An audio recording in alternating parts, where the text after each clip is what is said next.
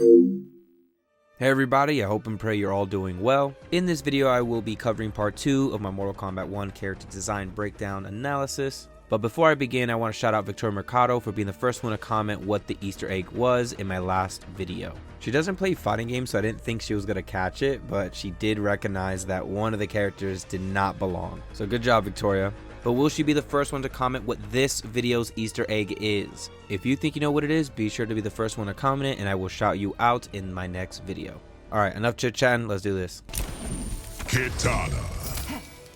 The iconic blue female ninja of Mortal Kombat, Kitana dons an attire that takes a more modest spin on her past iterations. Instead of wearing predominantly blue and black, the team went with blue and silver. The silver parts of her design are angular, contrasting the smoother and rounder parts of her character model, almost making her design a personification of her trademark weapon. In addition, the silver elements and presence of purple provide a regal look to Kitana's design, matching her backstory. The purple sash and straps are also a nice nod to her Armageddon color design. She has multiple elements that pull from her previous design, showing how intentional the team behind her character model were. To slightly mix things up, they stayed away from her hair being tied up and went with a look similar to MK2, which makes sense for the rebooted era of 2023's MK1. Overall, she has a lethal yet royal design, fitting her character perfectly. Kitana wins. Mileena. Definitely one of the top tier character designs, Mileena is drenched with detail and intentionality. There are so many minor elements in her outfit that stick out to me more than most of the roster.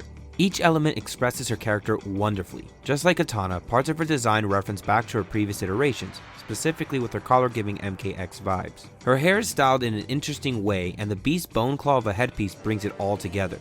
The gold accents work really well with both her highly saturated and low saturated colors and reflect her outworld status. And her Targatan eyes, accompanied by her eyeliner, continue the trend of her design, emphasizing such a powerful dichotomy that surprisingly works well. Again, I could spend hours mentioning every intentional character piece of her outfit, but I'll spare you of that. Overall, Mileena's character design does a fantastic job insinuating that she's both a beauty and a beast. Mileena wins. Sindel. The Empress of Outworld, wearing her regal staple color purple along with the nude color to cleverly reflect her more provocative iterations. Aside from modesty, this new era Sindel has some noticeable differences to her character. Visually speaking, she has her pupils intact and her iconic larger than life hair isn't always on display. She does however have the same hair colors and her trademark collar. Sindel's design has a warrior aesthetic, especially with her silver headpiece resembling a Spartan helmet, which makes sense since the Spartan aesthetic is present in other Outworlders' designs. She also has elements from both of her daughters. Beast ornaments like Mileena, but smaller, hair tied like Kitana's, subtle spikes like Mileena, smooth metals like Kitana, eyeliner similar to Mileena, rings like Kitana, and more belts like Mileena than Kitana. Overall, despite not looking like a cliche empress, Sindel's design makes perfect sense for her story and for her role in the MK universe.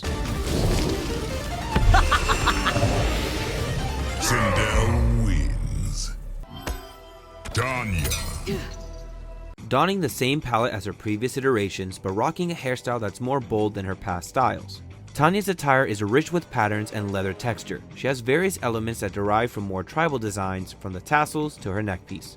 There's a human touch to her design with the addition of birthmarks similar to other characters like Sindel. She lacks the all-white eyes and wears simple eyeliner versus her staple face paint. Tanya has an interesting silver headpiece along with detailed dreadlock beads. Silver is a lot more toned down in her design compared to Kitana, however Tanya does wear various accessories that don't take away from her warrior aesthetic, which is essential to her backstory. Overall, this Tanya design is the most varied out of all of her past iterations, but no means is it a bad design. After careful examination, I've learned to appreciate it. Tanya wins. Rain. From ninja to wizard, despite being one of the two classic ninjas wearing a hood and mask in MK1.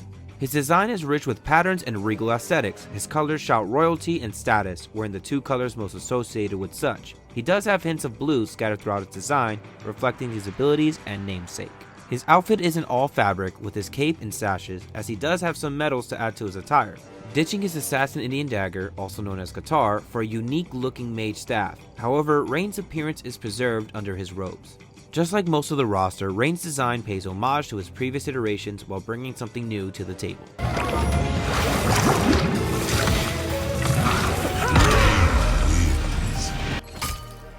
Reiko.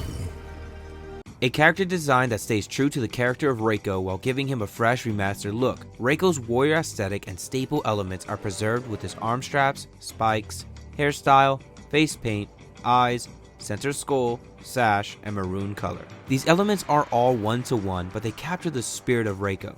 Reiko's one with close ties to Shao Kahn, and that's preserved here in this timeline and shown in his design, wearing outworld militaristic elements just like General Shao. This outworld military takes some inspiration from Spartans, with the short blade on Reiko's side and his knee ornaments looking like Spartan helmets. My favorite thing about Reiko's appearance is how creative the team was with his design. To be able to create a look that at a quick glance looks like Reiko of old, and yet when given a more extensive look, so much detail and character is uncovered, elevating this outworld soldier's story even further. Reiko wins. General Shao. General Shao is an absolute beast of a unit, from his silhouette to his dragon features that have evolved since MK11. They went full send with his horns, setting up Shao to have an interesting mask design, one that reflects his past designs but in my opinion is way more engaging. Shao wears a similar color palette to Reiko. You can tell that they're both a part of the same military faction. Shao's ribbon has a different symbol than Reiko's, showing that he's of a different rank. That's not the only detail separating Shao's uniform from Reiko's, aside from the pointy ears and red eyes of course. Shao has chainmail on his wrists, a tassel, multiple sashes with one being purple, a beast ornament on his waist that resembles Shinnok. The blade on the side is more reflective of Middle Eastern culture unlike Reiko's. He also has a collar similar to his Emperor Sindel, and worn leather to emphasize his activity as a part of Outworld's army. Shao may no longer be a Khan, but his design is more fierce than ever. General Shao wins. Shang Tsung. The snake of a villain is now more alchemist than sorcerer. It appears the team had a lot of fun redesigning the new era Shang Tsung, giving him claws injected with some type of toxin, claws that are a nice nod to Han from Enter the Dragon, which makes perfect sense since Shang Tsung is the Bruce Lee inspired Liu Kang's rival. Shang Tsung has some of the most distinct patterns throughout his outfit compared to the rest of the roster. His outfit is predominantly yellow, a color that a couple of his past iterations wore. The brown and silver complements the yellow, but it's the orange and green that adds some flair to his design. Despite being redesigned, he still has that Shang Tsung silhouette and Chinese villain aesthetic. He still represents the character very well, from the snake features, villainous spikes and edges, asymmetrical elements, and that conniving looking face. Overall, this young Shang Tsung has a memorable design. Shang Tsung wins. And that concludes part 2 of the MK character design breakdown video. If you stood this far through the video, thank you so much, as it means a lot. I love doing this. There's a ton of hard work these artists put into these designs, and I enjoy both studying and sharing it with others. Which character design is your favorite and why? Please be sure to share it in the comment section below, and please do not forget to share what you think is the Easter egg in this week's thumbnail. Love you all, take it easy, and Godspeed.